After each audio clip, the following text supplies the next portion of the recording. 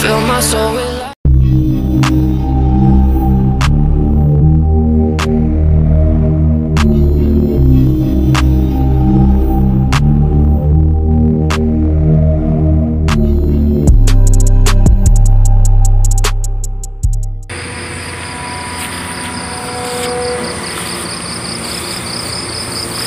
Halo Sobat Omdo, Assalamualaikum warahmatullahi wabarakatuh.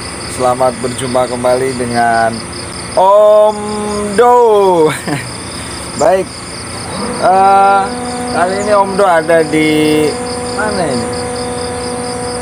Dimanapun tempatnya, yang penting adalah dia bisa membawa hati kita menjadi sejuk, menjadi bahagia, menjadi tentram.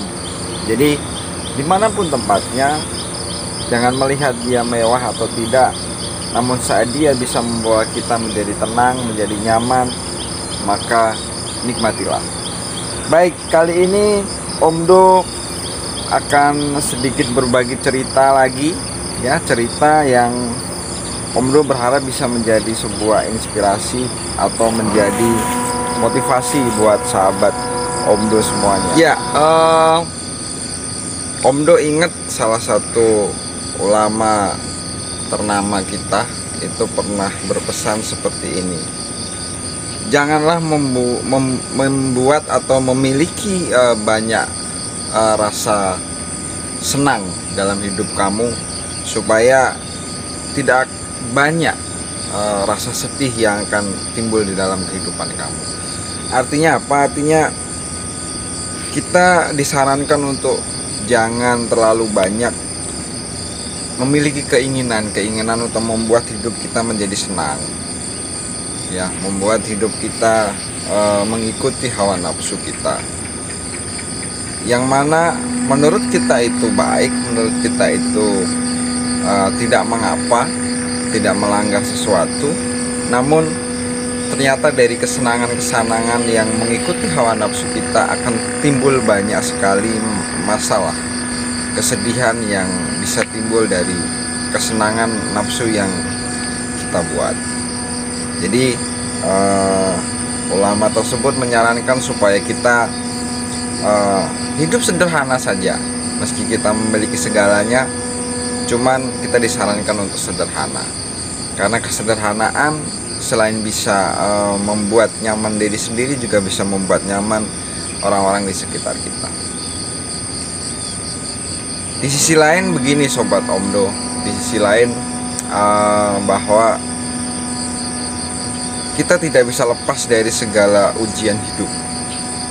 Ujian hidup, kita tidak lepas dari segala tantangan hidup yang harus kita jalani. Untuk kita menjadi bisa naik level kita bisa meningkat level cara kehidupan kita, cara berpikir kita, level dari kehidupan kita pada umumnya. Suka atau tidak suka, kita memang harus melewati rintangan-rintangan di dalam perjalanan hidup kita. Omdo punya satu cerita yang tadi ingin Omdo ceritakan, semoga bisa menjadi sebuah inspirasi. Omdo akan ceritakan bukan manusia yang akan Omdo ceritakan, tapi tentang salah satu hewan, makhluk hidup yang diciptakan oleh Tuhan dengan segala macam perjalanan dia di dalam ekosistem ini. Omdo akan ambil salah satu hewan, itu adalah burung elang. Jadi kalau kita melihat Sobat Omdo bahwa burung elang itu salah satu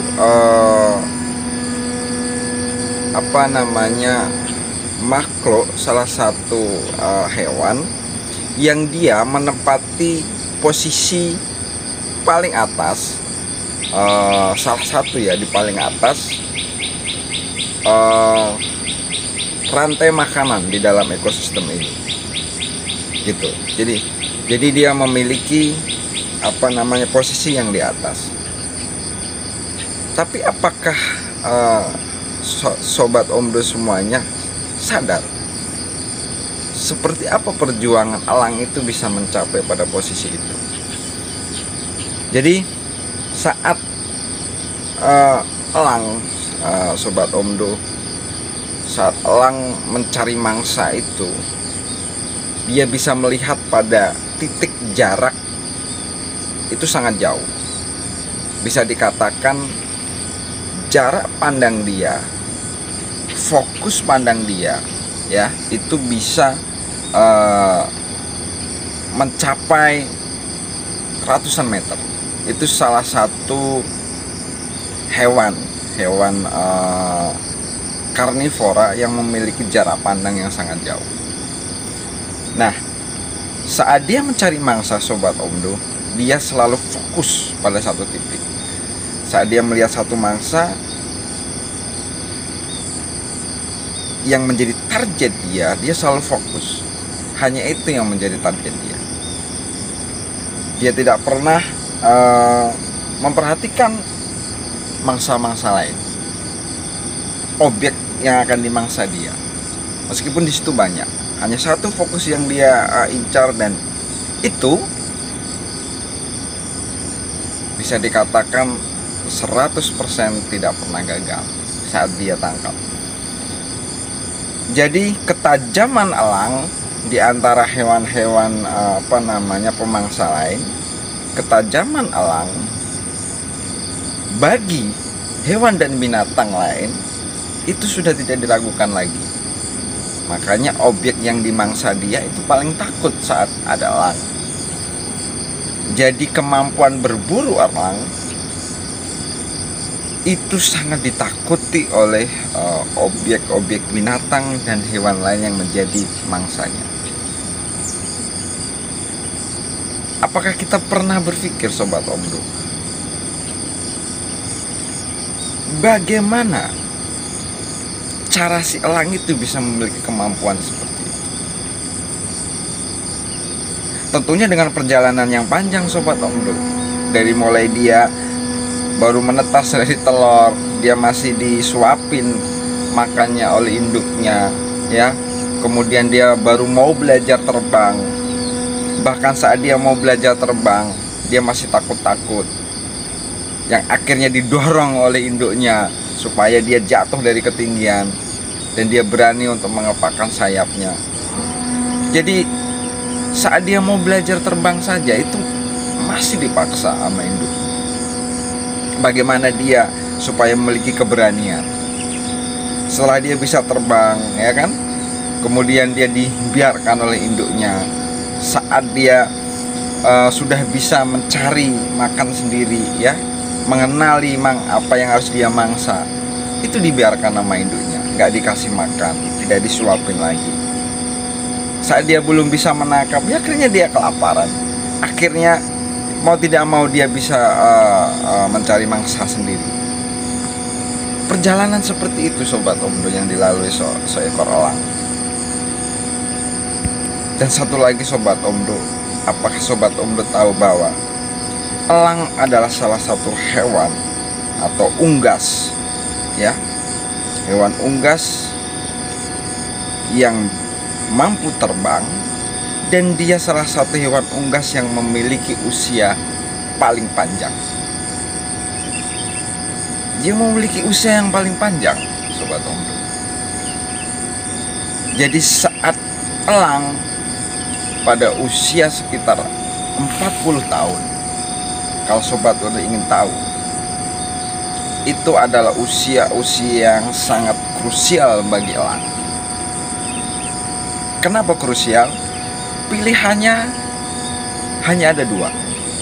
Saat usia 40 tahun, dia mati atau dia bisa memiliki kesempatan untuk hidup beberapa puluh tahun lagi. Kenapa bisa begitu? Karena pada saat usia 40 tahun, rata-rata elang memiliki kuku yang sangat panjang, memiliki paruh yang sangat panjang, memiliki sayap-sayap, bulu-bulu sayapnya dan bulu-bulu badannya yang sangat panjang. Nah, itu yang mengakibatkan si elang ini kemampuan berburunya berkurang, kemampuan menangkap mangsa itu berkurang. Pilihannya cuma ada dua. Kalau dia ingin tetap memiliki usia yang panjang, dia harus mau berpuasa selama sekitar 40 hari sampai 2 bulan, 60 hari. Kenapa? Karena selama itu elang harus menanggalkan semua bulu panjang dan rapuhnya. Elang harus mencampakkan, melepaskan semua kuku-kuku panjangnya dan paruh panjangnya. Jadi saat dia memutuskan itu, Sobat Omdo, dia harus membuang semua bulu dia. Dia harus membentur-benturkan paruhnya ke batu supaya patah. Dia harus mencakar-cakarkan kukunya kepada batu supaya lepas. Sobat Omdo, membayangkan tidak betapa sakitnya yang dirasakan elang? Tapi itu yang harus dilalui elang. Supaya apa? Supaya dia bisa numbuh kuku baru, paruh baru, sayap-sayap, bulu-bulu baru, dan dia bisa terbang lebih tinggi lagi, dan dia bisa menangkap mangsa dia lebih tajam lagi. Ada satu kesakitan di situ. Sobat Omdo, pesan apa yang bisa kita ambil dari pelajaran dari seekor elang? Jika sekarang Sobat Omdo merasa dalam keadaan sulit, dalam keadaan yang serba tidak berdaya, entah dalam masalah apapun, apalagi menghadapi keadaan sekarang, Omdo bisa berpesan kepada Sobat Omdo semuanya, tirulah elang. Dia mengambil satu resiko sakit pada satu waktu, ya, tapi dia memperjuangkan kebahagiaan dia, kemenangan dia, memperjuangkan goal-goal dia, target dia, bahwa dia ingin hidup lebih panjang lagi. Sobat Omdo harus mengambil resiko sakit itu, harus mengambil resiko tidak nyaman itu dalam sekian waktu, untuk Omdo bisa mencapai, untuk Omdo bisa bertahan dalam menghadapi segala hal. Oke, Sobat Omdo, sekiranya itu bisa menjadi inspirasi, bisa menjadi sebuah pandangan untuk memberikan kita semangat. Sekali lagi Sobat Omdo, tidak ada sebuah perjalanan yang selalu datar, selalu mulus. Kadang kita di perjalanan juga harus menemui kerikil, kadang kita harus menemui batu, kadang kita harus menemui lubang di jalan. Namun sesering kita selalu menemukan itu, kita akan semakin pandai dan lihai untuk menghindarinya. Sukses selalu Sobat Omdo, sampai ketemu lagi dengan Omdo di lain waktu. Wassalamualaikum warahmatullahi wabarakatuh.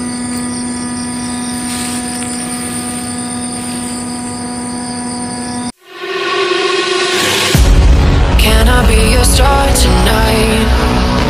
You fill my soul with